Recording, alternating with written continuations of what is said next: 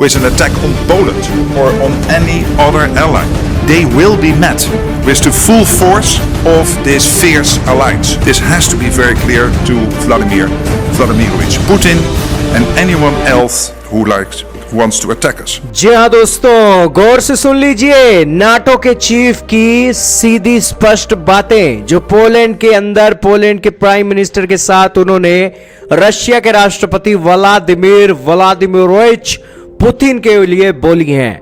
NATO के chief ने कहा है कि अगर कोई देश पोलैंड के ऊपर अटैक करने की रणनीति बना रहा है तो उस देश को हम बता दें कि हमारा रिस्पॉन्स जो होगा नाटो की अलाइज कंट्रीज का वो डेवास्टेटिंग होगा।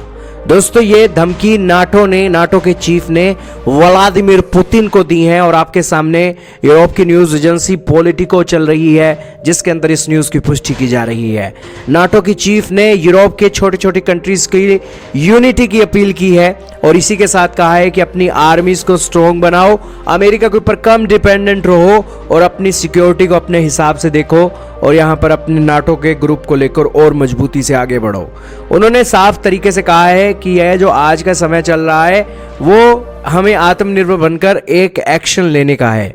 76 साल हो गए हैं और 32 देशों का समूह है नाटो और इस नाटो के समूह के अंदर रशिया यूक्रेन की वॉर और बढ़ते हुए खर्चे के कारण जो ट्रस्ट है थोड़ा कम हो गया है। यही कारण है कि बहुत सारे छोटी कंट्रीज जो हैं यूरोप की जो नाटो की मेंबर हैं उन्हें ऐसा शक है कि अमेरिका जो सबसे ज्यादा पैसा खर्च करता है नाटो के अंदर वो क्या वाकई में ही अगर रशिया के साथ उनका एक लड़ाई हो जाती है तो क्या वाकई में ही अमेरिका यहां पर सिक्योरिटी गारंटर के तौर पर आएगा?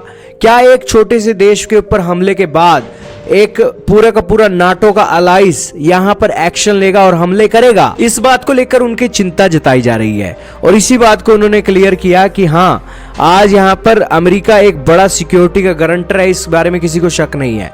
लेकिन उन्होंने कहा कि आज के समय में जो अमेरिका का न्यूक्लियर अम्ब्रेला है, जो सिक्योरिटी का एक मेन पिलर है, वो आज वाकई में ही इंपॉर्टेंट रोल प्ले करता है। भले ही फ्रांस और जर्मनी के पास न्यूक्लियर वेपन मौजूद हो लेकिन एक जो न्यूक्लियर वेपन के तौर पर सिक्योरिटी की गारंटी मिलती है वो यूनाइटेड स्टेट्स ऑफ अमेरिका से ही मिलती है। इसीलिए वो कह रहे हैं कि यूरोपियन देशों को अपना बजट बढ़ाना होगा और बजट बढ़ाने के ऊपर अपनी सिक्योरिटी के लिए अपने ऊपर ही डिपेंडेंट होना होगा।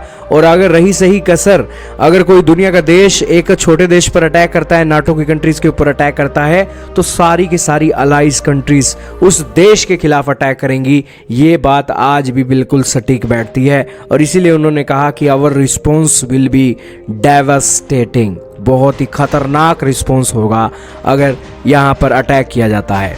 खैर दोस्तों, नाटो के चीफ ने तो रशिया को धमकी दे दी है। आपका इसके बारे में क्या मानना है कमेंट में जरूर बताइएगा।